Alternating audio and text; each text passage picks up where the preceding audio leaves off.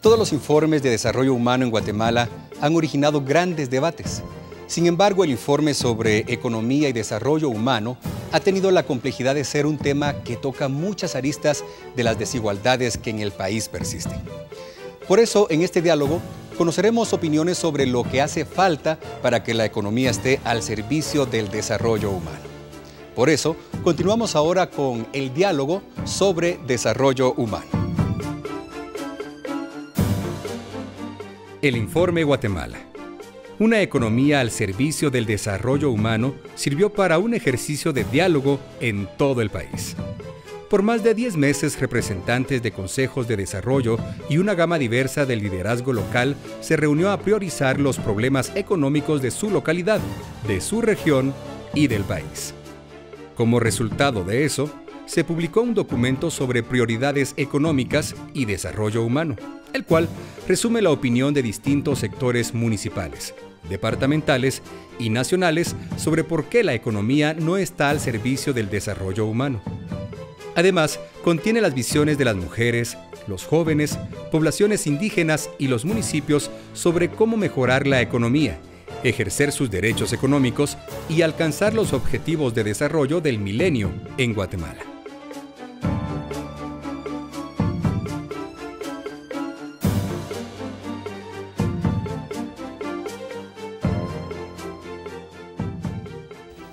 Estamos dialogando sobre desarrollo humano en Guatemala. ¿Qué dicen los informes? Nos acompaña Karin Slowin Umaña, secretaria de Planificación y Programación de la Presidencia de la República. Asimismo, Linda Asturias, coordinadora del Informe Nacional de Desarrollo Humano. Y Wilson Romero, consultor del Informe Nacional de Desarrollo Humano. Bienvenidos y bienvenidas, qué gusto que nos acompañen en esta sesión, a través de la cual vamos a profundizar un poco más sobre el tema de desarrollo humano y nos vamos a centrar en el informe. Los principales aportes de este mismo informe me gustaría, 2007-2008, Guatemala, una economía al servicio del desarrollo humano. Ese fue el título del informe. ¿Qué aportes ven ustedes relevantes? Me parece que es muy importante el aporte que se hace donde se rompe ese paradigma y, como lo dice el título, se pone al centro de la economía el ser humano. Es decir, una economía al servicio del ser humano, que es lo que realmente de lo que hay que hablar. No olvidemos que la economía es una ciencia social y por lo tanto debe estar al servicio del desarrollo de la sociedad.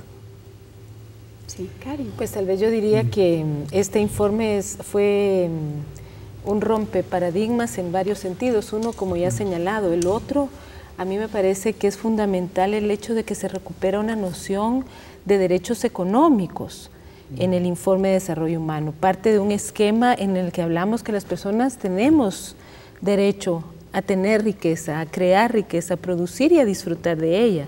Entonces ya no es un concepto de que el mercado produce para el mercado, sino como los sujetos, ciudadanos y ciudadanas, tenemos un derecho a tener trabajo, tenemos un derecho a tener riqueza.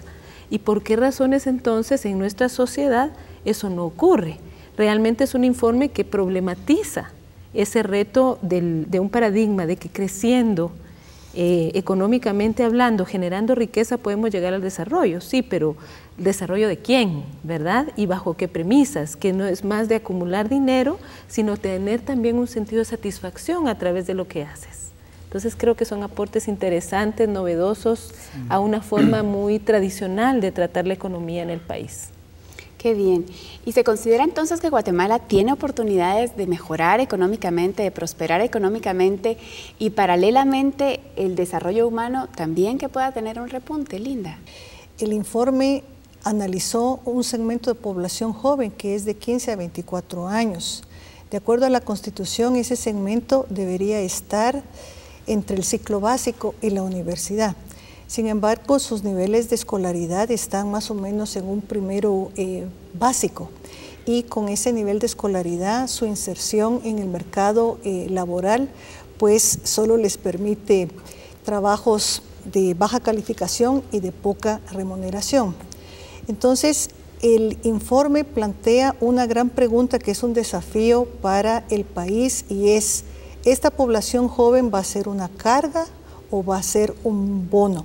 Para que sea abono, realmente debemos invertir en la salud, en la nutrición, en la educación de esta, especialmente de la juventud, para que puedan contribuir a romper el círculo intergeneracional de la pobreza.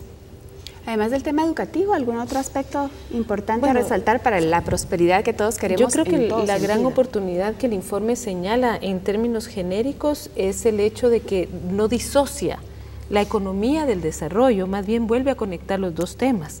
Y en ese sentido no se concibe que una sociedad pueda seguir generando riqueza sosteniblemente si no genera desarrollo social y libertad, democracia en ese sentido.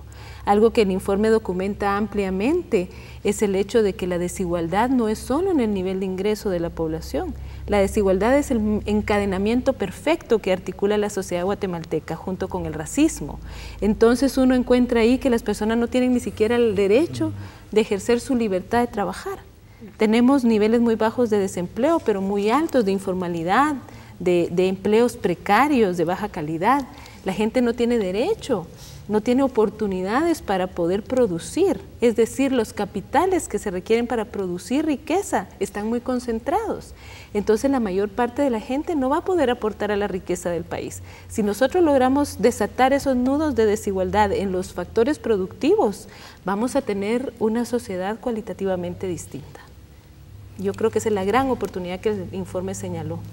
Qué valioso. Pero yo miraría tal vez de manera complementaria lo siguiente. Guatemala, según este documento y según su historia económica, siempre ha tenido oportunidades. ¿En qué sentido? Que es un país que año con año ha venido produciendo riqueza. Yo siempre le he dicho, Guatemala en los últimos 50 años ha crecido en promedio el 4%.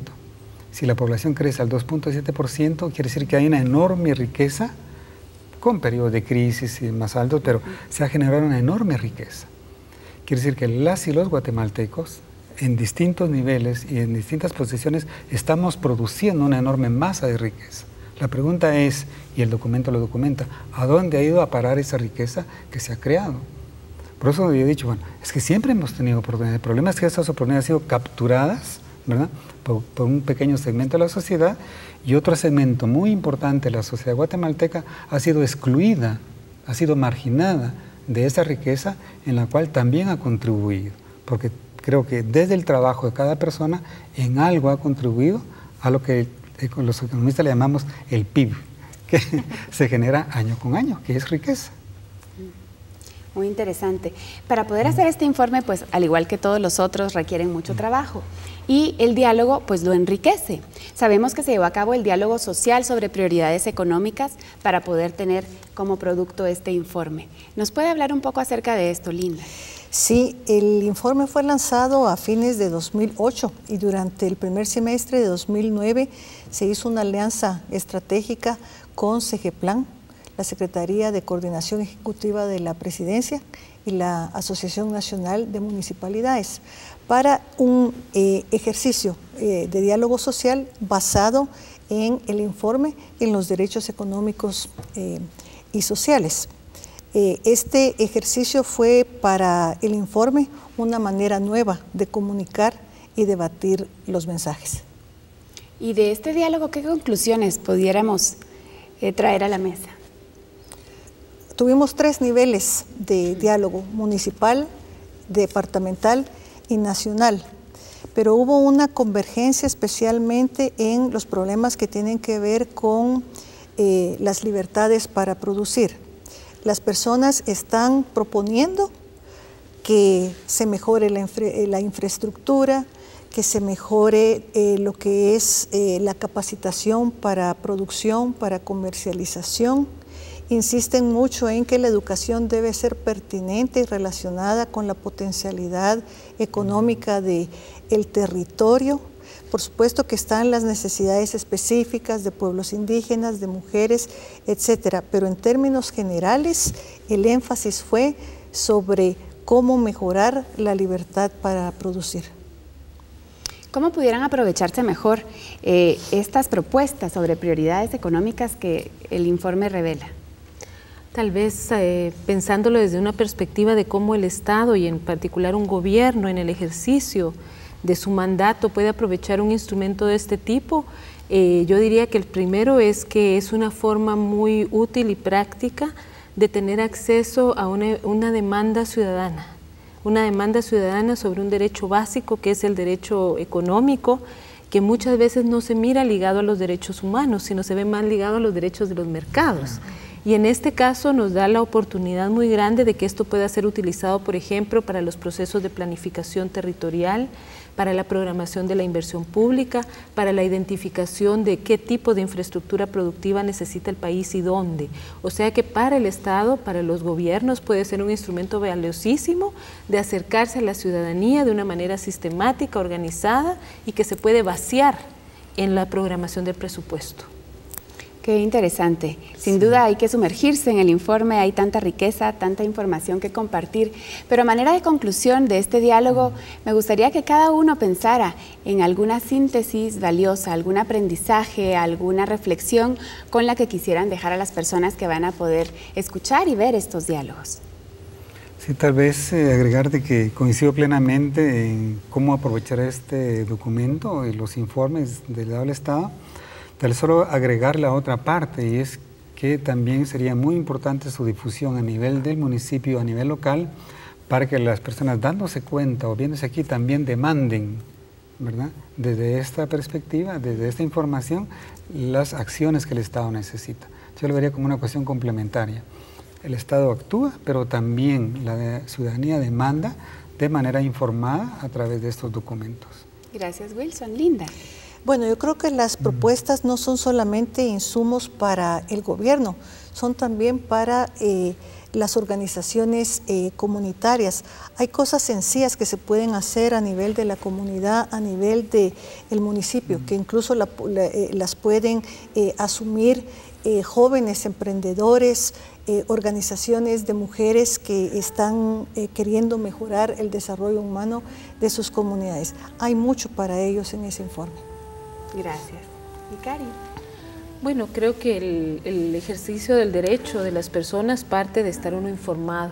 Y en la economía siempre tenemos ese temor de que es solo para los que saben de eso, ¿verdad? Entonces creo que el informe ha sido una gran oportunidad para el país, para que todos sepamos un poquito de ese derecho tan fundamental para la sobrevivencia de nosotros, de nuestras familias. Yo creo que informarse es el primer paso para ser ciudadano en todos los ámbitos de la vida y eso me dejaría a mí el informe. Gracias por habernos acompañado. Esperamos que estos diálogos sean una contribución importante para que el mundo de las ideas se vaya materializando a través de acciones y decisiones que nos acerquen a ese ideal que tenemos de una Guatemala distinta, donde haya más y mejor vida para todos.